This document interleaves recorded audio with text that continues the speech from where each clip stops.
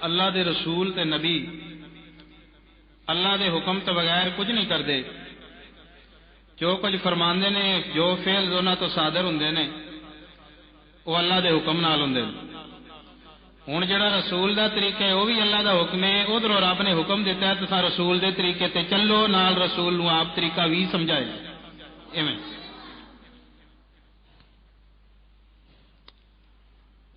اج کل ایک وبا بیماری عام ہے،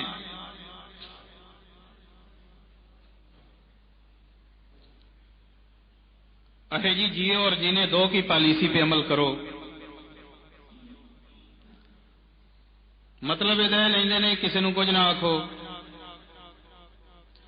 جو زبان کو استعمال کر رہا ہے وہ حق ہے ایک معاشرتی، کیونکہ ایک انگریز کا نظام ہے جمہوری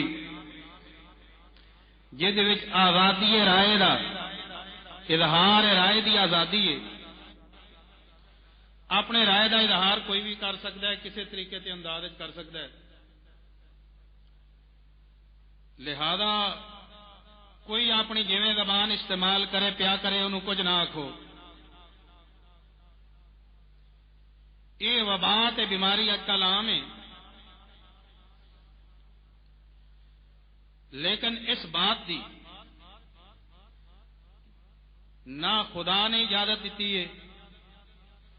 نہ مصطفیٰ نے اجازت دیتی ہے، نہ نبی پاک نے صحابہ کرام نے اجازت فرمائی ہے، نہ ائمہ کرام نے اجازت فرمائی ہے، بلکہ کافراں نال بھی معاہدہ ہوئے تے پورا کرن دا حکم ہے۔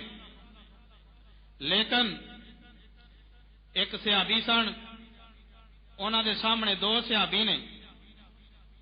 ایک مشرک نے بے ایمان نے انہوں دے سامنے نبی پاک دے بارے توہین آمیز کلمے بولے، دوے صحابی نے ایک صحابی انہوں دونوں چ بولے، انہوں نے فرمایا زبان استعمال نہ کر، یہ تو غلط کر رہے ہیں، ہوں میں تیرے کو جملہ کوئی سنیا تو میں نیزا مار کے نہ تیری آندرا باہر کٹ دیاں گا۔ نال دوسرے صحابی موجود سن، انہوں نے فرمایا تسی انہاں نال یہ گل کیوں کر رہے ہو؟ تمہیں نہیں پتا ساڈا انہاں نال معاہدہ ہے، اساں ایک دوے نال لڑائی جھگڑا ہن نہیں کرنا۔ انہاں فرمایا ساڈا انہاں نال معاہدہ تے ہے، پر معاہدے یہ گل کتنے ہوئے کہ تساں اللہ دے رسول دی توہین کرو اور اساں چپ کر کے بہ جائیے، یہ ساڈے کسے معاہدے چ نہیں، نہ یہ معاہدہ اساں قبول کرنے ہاں۔ جی اللہ